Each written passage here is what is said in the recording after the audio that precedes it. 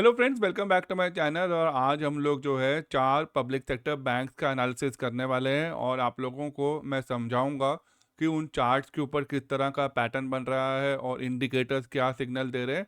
तो अगर आप प्राइस एक्शन सीखना चाहते हैं तो उस वीडियो को ध्यान से देखना लास्ट तक और हर चीज़ को ध्यान से समझना। तो आई एम वेरी श्योर कि आपको बहुत सारी चीज़ें समझ में आ जाएंगी।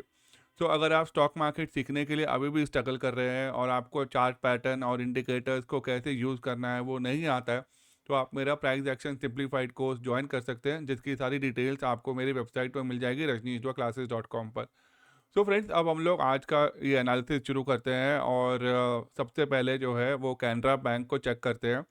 तो कैनरा बैंक का आप यहाँ पर वीकली चार्ट देख रहे हो और कैनरा बैंक ने जनवरी 24 ने पे यहाँ पर एक बहुत अच्छा ब्रेकआउट दिया था। तो ये आपके सामने है, यहाँ पर जो मैंने ये सर्कल मार्क किया है, ये एक इम्पॉर्टेंट एरिया है जहाँ पर बहुत इम्पॉर्टेंट रेसिस्टेंस था। आप मंथली चार्ट जाके देखोगे तो यहाँ पर जो मैंने लाइन ड्रॉ करके रखी हुई है ये वाली, ये एक मंथली रेसिस्टेंस था। और कैनरा बैंक ने इसको ब्रेकआउट दिया बहुत अच्छी वॉल्यूम्स के साथ और बहुत अच्छे कैंडल के साथ। आपने देखा कि इसका बहुत क्लियर ब्रेकआउट हुआ और ये ब्रेकआउट हुआ था जनवरी 24 में। तो उसके बाद कैनरा बैंक जो है वो 128 का हाई बनाता है और उसके बाद फिर मार्केट के साथ में उसमें करेक्शन आ जाती है। तो अभी आप देखो यहाँ पर ये जो इसका पहले का इम्पोर्टेंट ब्रेकआउट लेवल था, वहाँ पर कैनरा बैंक ने ऑलमोस्ट 3 बार यहाँ पर रीटेस्ट कर लिया है। एक बार यहाँ पे करा है और एक बार यहाँ पर किया है और अब आप देखो यहाँ पर उसने इसी एरिया पर जो है रीटेस्ट किया है। तो अब हम लोग क्या करते हैं कि जब हमें इस तरह से देखना होता है कि किसी भी चार्ट पैटर्न के अंदर ट्रेंड रिवर्सल कैसे हो रहा है, तो उसमें हम लोग आरएसआई डाइवर्जेंस चेक करते हैं। करेक्ट। तो आरएसआई डाइवर्जेंस जो है एक ट्रेंड रिवर्सल का इंडिकेशन होता है, जिसको हम प्राइस और मोमेंटम का जो इंडिकेटर होता है उसके साथ चेक करते हैं। तो आज हम लोग देखने वाले हैं यहाँ पर कि क्या इसमें आरएसआई डाइवर्जेंस हो रहा है या नहीं हो रहा। ठीक है। तो अब हम लोग क्या करते हैं इस चार्ट में, यहाँ पर ये नीचे मैंने RSI लगाया हुआ है और आप इंडिकेटर्स को सर्च करेंगे यहाँ पर, तो आपको RSI इंडिकेटर लिखना है तो आपको वहाँ पर RSI आ जाएगा। ठीक है। तो इसके अंदर दो लाइंस होती हैं, एक अपर बैंड होता है एक लोअर बैंड होता है। तो अपर बैंड को 60 पर रखना है और लोअर बैंड को जो है वो 40 पर रखना है। ठीक है। तो आपको एक बार फिर से बता देता हूँ कि आप यहाँ पर RSI क्लिक करेंगे तो RSI पे क्लिक करने के बाद आपको यहाँ पर जैसे ही यहाँ पर RSI लग जाएगा तो उसके सेटिंग्स में जाना है। सेटिंग्स में जाकर स्टाइल में जाकर आपको अपर बैंड जो है वो यहाँ पर चेंज करना है और मिडल बैंड को अनटिक कर देना है। ठीक है। ऐसे करने के बाद आपको यहाँ पर इंडिकेटर लग जाएगा RSI।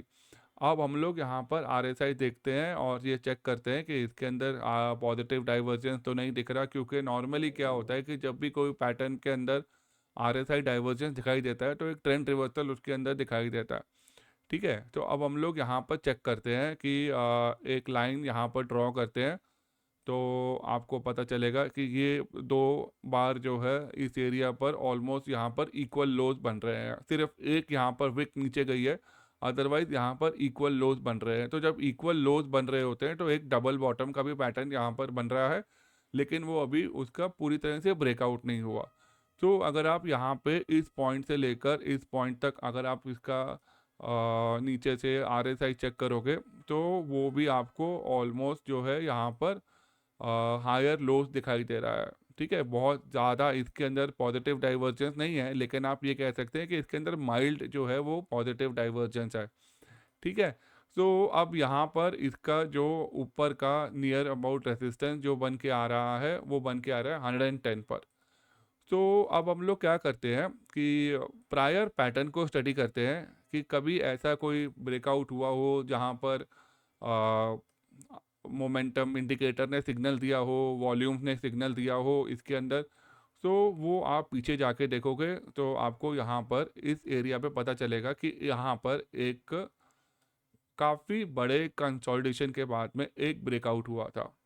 सो इस एरिया पे जाके अगर आप इंडिकेटर्स चेक करते हो तो आपको पता चल जाएगा कि वहाँ पर कैसे सिग्नल जनरेट हुआ। सो आप देख सकते हो 11 सितंबर 2023 की बात है। यहाँ पर RSI 60 के ऊपर चला गया था और जो हमारा ADX है जो कि ट्रेंड बताता है वो भी आपको बुलिश इंडिकेशन दे रहा था, ट्रेंडिंग इंडिकेशन दे रहा था। बेसिकली ADX जो है वो आपको बताता है कि ट्रेंड में कितनी स्ट्रेंथ है या नहीं है।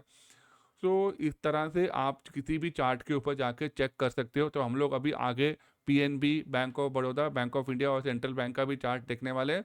तो आप वीडियो को लास्ट तक देखना, पूरे बने रहना, तो आपको यहाँ पर क्लैरिटी हो जाएगी कि कैसे आप चार्ट को एनालाइज कर सकते हैं। तो अभी यहाँ पर 110 पे मुझे रेसिस्टेंस दिख रहा है और यहाँ पर 90 के आसपास इसका सपोर्ट दिख रहा है। तो यहाँ पर जब ये पैटर्न कंप्लीट होगा और इसका RSI 60 के ऊपर चला जाएगा तो एक बहुत अच्छा मोमेंटम आपको इसके अंदर मिल सकता है।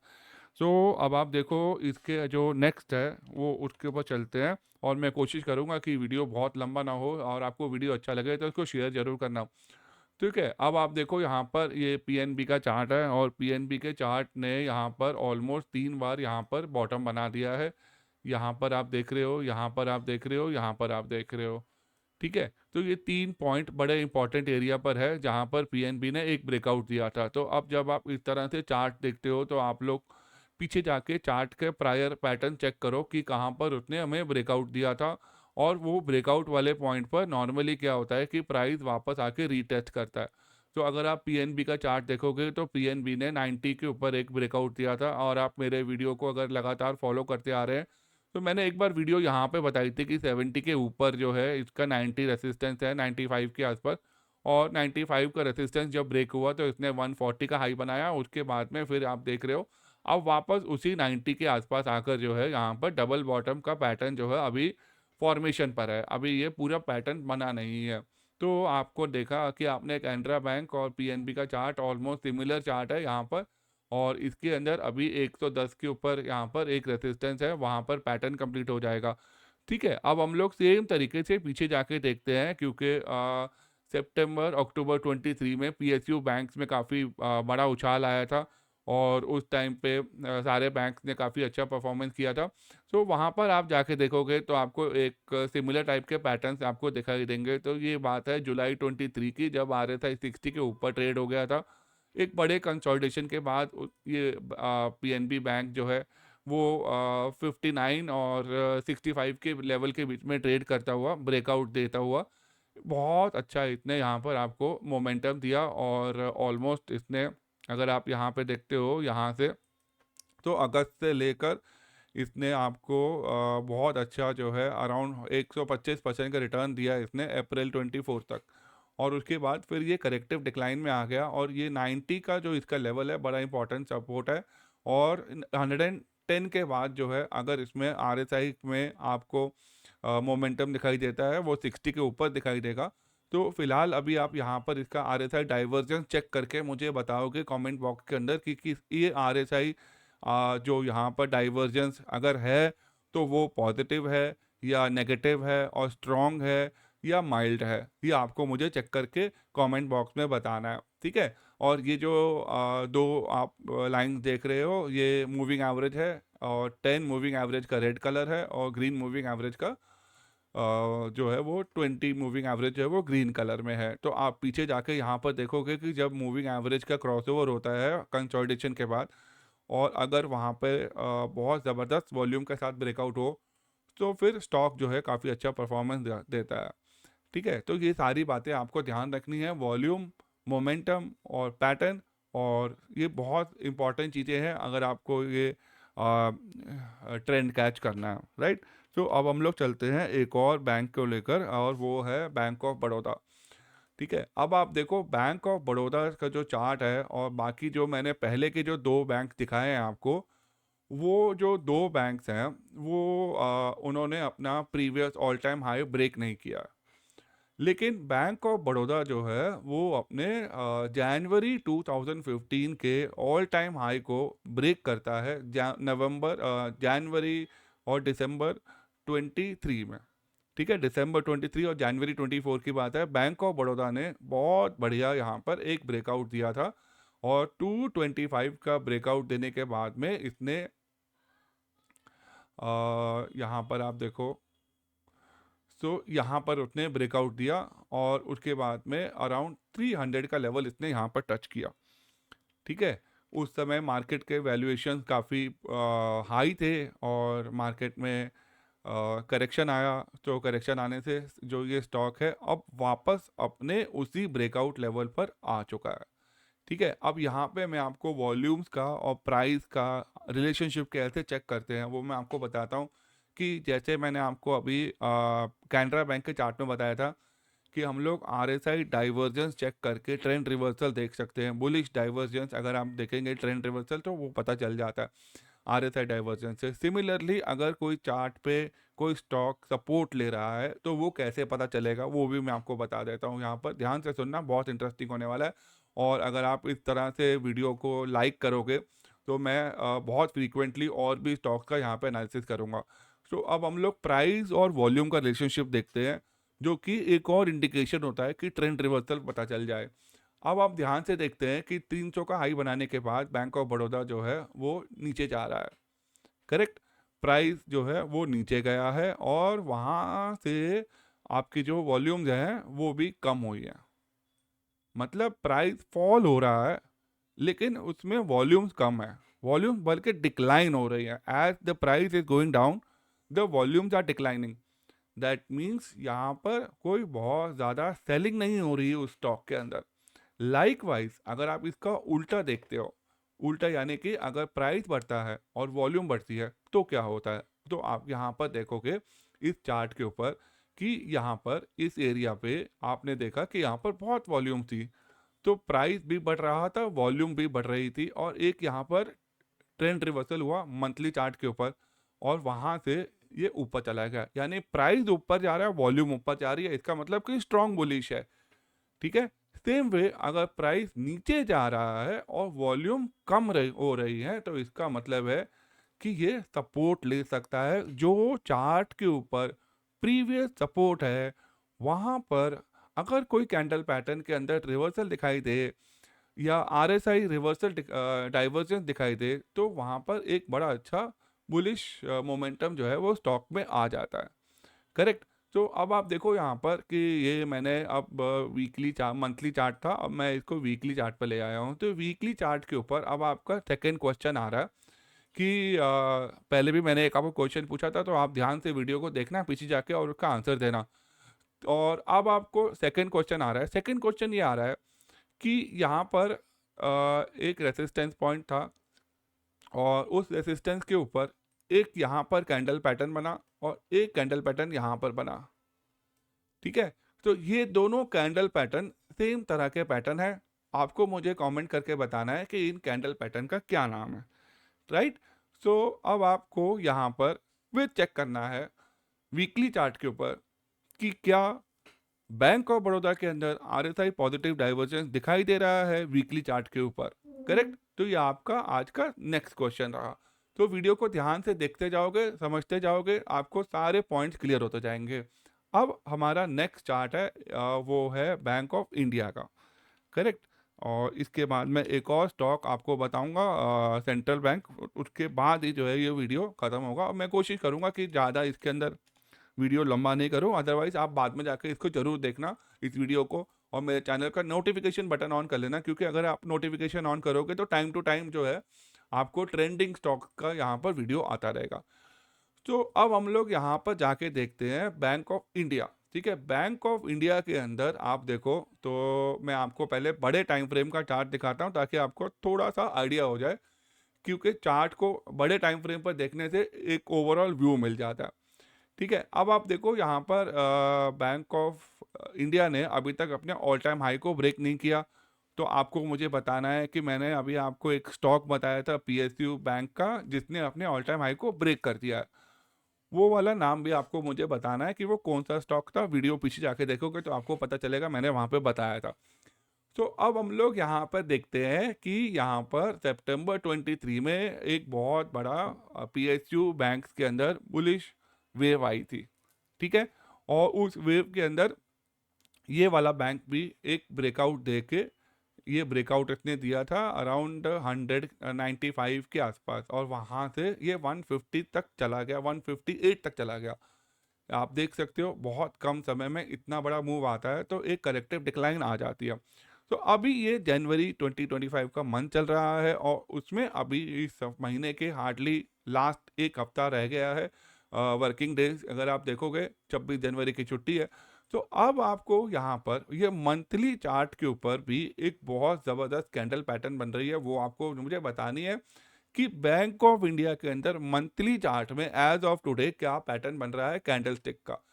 अब हम लोग चलते हैं डेली वीकली चार्ट के ऊपर। तो वीकली चार्ट के ऊपर आप देखो, तो ये जो लाइन है, ठीक है, अब ये अगर वीकली चार्ट पे मैं देखूंगा तो डेफिनेटली इस लाइन को थोड़ा सा प्राइस के साथ एडजस्ट कर दूंगा, राइट। अब यहाँ पर सेम आपको एक डबल बॉटम पैटर्न दिखाई दे रहा है, लेकिन फिर वो अभी कंप्लीट नहीं है, ध्यान रखना, क्योंकि इनकम्प्लीट पैटर्न पे अगर आप पोजीशन लेते हैं तो वो एक बहुत रिस्की एंट्री होती है। तो हमेशा आप प्राइस को, आपको सिग्नल देने दो कि प्राइस क्या बोल रहा है। आप अपनी सोच प्राइस के ऊपर मत डालो, प्राइस जो बता रहा है वो देखो आप, करेक्ट।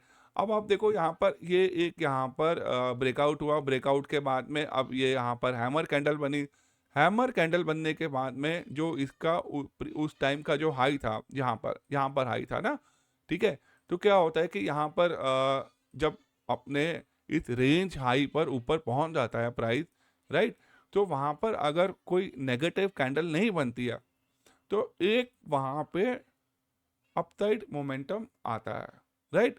तो आप देखो यहाँ पर ये यहाँ पर दिसंबर 23 में भी यहाँ पर हैमर कैंडल बना और उसके बाद ये 4 हफ्ते में, 5-6 हफ्ते में ये स्टॉक 115 से 154 हो गया, ठीक है। तो इस तरह से अगर आप पैटर्न्स को समझ जाओगे तो आपकी एंट्री एग्जिट गलत नहीं होंगे, क्योंकि अगर आप कम चार्ट फॉलो करोगे ना तो आपकी एंट्री सही नहीं हमेशा सही बनेगी। होता क्या है कि हम लोग बहुत सारे चार्ट फॉलो करते हैं, तो उससे जो है आप डिसीजन नहीं ले पाते। So always follow the lesser number of chart so that you can take the entry at the right time. अब यहाँ पर एक परफेक्ट एंट्री आपको एक महीने के अंदर ऑलमोस्ट 50% का रिटर्न दे सकती थी। ये देख सको आप, यहाँ पर देख लो, ऑलमोस्ट यहाँ पर 30% का यहाँ पर मूव आया, करेक्ट। तो उसके बाद फिर ये आप जब इतना बड़ा मूव आ जाता है तो फिर उसके अंदर मोमेंटम ऑब्वियसली पुअर हो जाता है। तो जब यहाँ पर आप देखो, अभी मैंने आपको RSI पॉजिटिव डाइवर्जेंस सिखाया था, ठीक है। अब आपको इस ऐसे ऐसे जब मार्केट किसी भी चार्ट के ऊपर इस तरह से टॉप बन रहे होते हैं और वहाँ पर बहुत कोई ग्रीन कैंडल नहीं बने जब तक, तो इसका मतलब है कि वहाँ पर जो है मोमेंटम पुअर हो सकता है। तो आप क्या करो, यहाँ पे जाके इसका RSI डाइवर्जेंस चेक करो, तो आपको टॉप पता चल जाएगा कि किसी भी चार्ट के ऊपर टॉप कैसे बनता है और वहाँ पे प्रॉफिट बुकिंग आने के चांसेस होते हैं। तो अब आप देखो यहाँ पर अगर आपने प्राइस प्राइस एक्शन को समझ लिया तो इंडिकेटर्स का सिग्नल आपको अपने आप पता चल जाएगा कि क्या सिग्नल है, ठीक है। तो अब देखो, जब मैंने जैसे ही यहाँ पर बोला कि जब यहाँ पे टॉप बन रहा है और यहाँ पर प्राइस अपने टॉप को ब्रेक नहीं कर रहा, तो यहाँ पर आप देखो इसमें RSI नेगेटिव डाइवर्जेंस हुआ और नेगेटिव डाइवर्जेंस आने के बाद जैसे ही ये स्टॉक जो है वो 60 के नीचे चला गया, मोमेंटम कम होता गया और ये आपका जो ट्रेंड इंडिकेटर है, EMA मूविंग एवरेज, उसने क्रॉस डाउन दे दिया।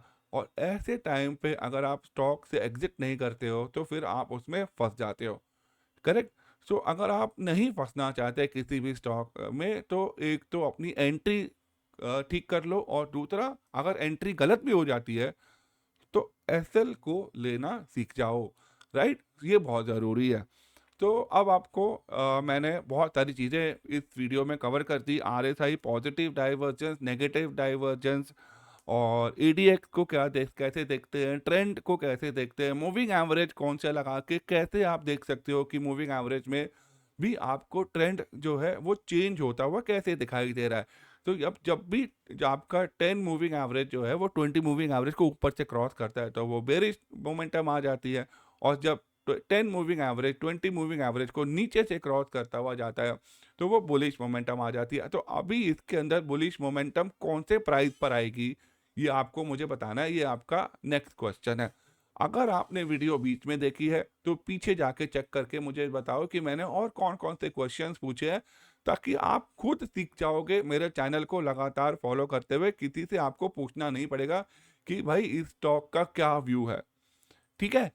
तो अब आपका क्वेश्चन ये है कि ये कब पता चलेगा कि इसके अंदर एक बुलिश ट्रेंड आने वाला है, ठीक है? और कौन से प्राइस के ऊपर इसका डबल बॉटम का पैटर्न कंप्लीट होगा, बैंक ऑफ इंडिया का ये क्वेश्चन है। तो अब हम लोग आगे बढ़ते हैं वीडियो के अंदर और अगला क्वेश्चन, अगला चार्ट देखेंगे ध्यान से। और इसमें भी मैं आपको बहुत सारे इस क्वेश्चन पूछ सकता हूं, तो वीडियो को ध्यान से बने रहना। अब आप देखो, ये आपका चार्ट है सेंट्रल बैंक ऑफ इंडिया, और सेंट्रल बैंक ऑफ इंडिया के अंदर अगर आप देखते हो तो ये जो मैंने यहाँ बॉक्स बनाया है, ठीक है, ये मैंने क्या सोच के बनाया, क्यों बनाया, ये बॉक्स नीचे क्यों बनाया, यहाँ ऊपर क्यों नहीं बनाया, या इधर क्यों नहीं बनाया, इसका क्या रेलेवेंस है?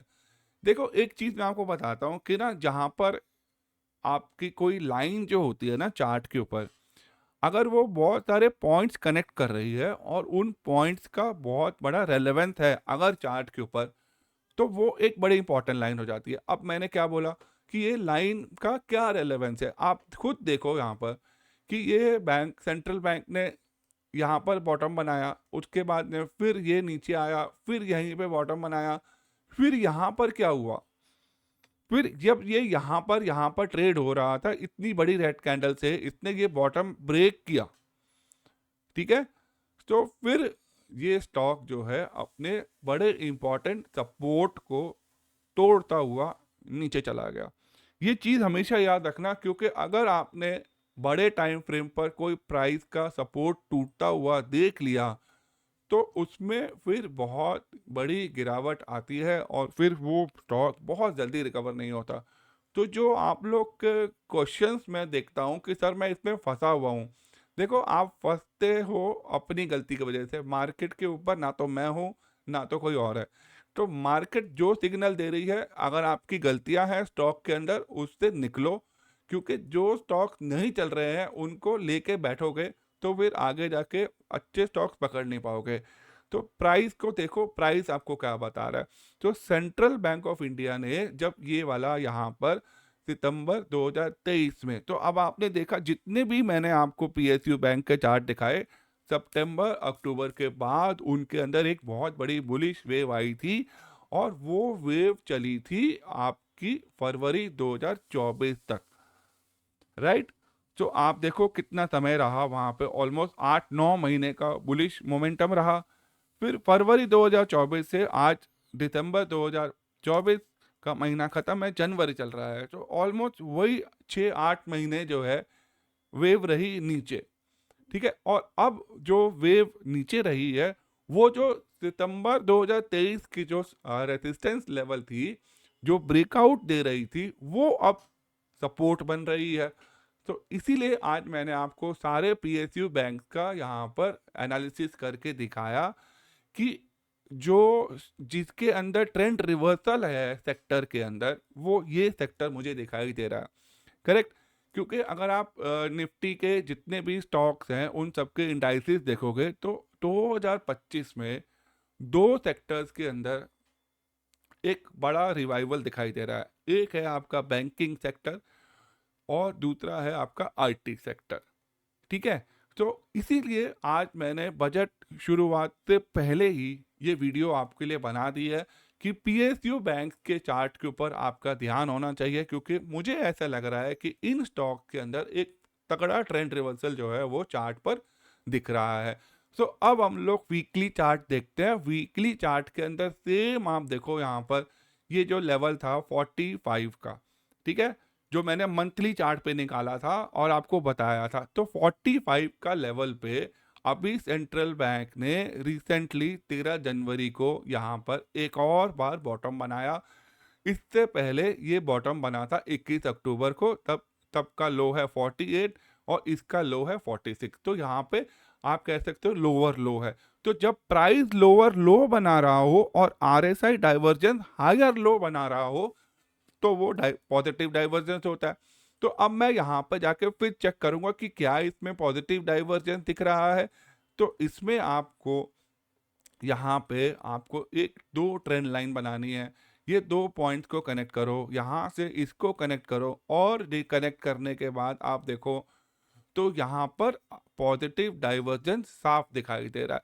मैं आपको एक एग्जांपल दिखाता हूँ। अगर आप मेरे चैनल पर पहली बार आए हो तो आपको पता चलेगा कि मुथूट फाइनेंस के अंदर एक मैंने अपने टेलीग्राम चैनल के ऊपर चार्ट डाला था। वहाँ पर इसके अंदर एक पॉजिटिव डाइवर्जेंस चल रहा था और उस टाइम पर फाइनेंस सेक्टर के स्टॉक्स बहुत अच्छा परफॉर्म नहीं कर रहे थे। और उस रैली से ये इतने से एनालिसिस ने ये स्टॉक जैसे ही वीकली चार्ट के ऊपर 10 EMA क्रॉस करता हुआ ऊपर निकला और इसका RSI 60 के ऊपर गया, तो 1150 से ये स्टॉक ने मुड़कर वो लेवल नहीं देखा। ये आप देख सकते हो यहाँ पर 1150 से इस स्टॉक ने वो लेवल दोबारा नहीं देखा और तब से लेकर अब तक इसके अंदर ऑलमोस्ट 100 गुना इसके अंदर रिटर्न आ चुका है। ठीक है, तो ये RSI डाइवर्जेंस का कॉन्सेप्ट आज आपने सीखा मेरे वीडियो के अंदर, जो कि आपको रियल टाइम में शायद ही किसी वीडियो यूट्यूब के ऊपर इस तरह की वीडियो मिले जिनके अंदर ट्रेंड रिवर्सल के स्टॉक के ऊपर रिवर्सल से पहले टाइमली आपको समझाया जाए कि कैसे आप स्टॉक्स को कैच कर सकते हो। तो इस वीडियो को जितना हो सके शेयर करो अपने दोस्तों में, उनको बताओ कि इस चैनल को लगातार फॉलो करने से आप प्राइस एक्शन सीख सकते हैं। और अगर आप मेरे साथ पेड कोर्स करना चाहते हो तो 25 जनवरी को ये कोर्स स्टार्ट हो रहा है, जिसमें आपको 3 मंथ्स की मेंटरशिप मिलेगी मेरे साथ में, जिसमें आप मेरे से जितने मर्जी सवाल है वो पूछ सकते हैं। So friends, thank you so much for watching and have a nice day.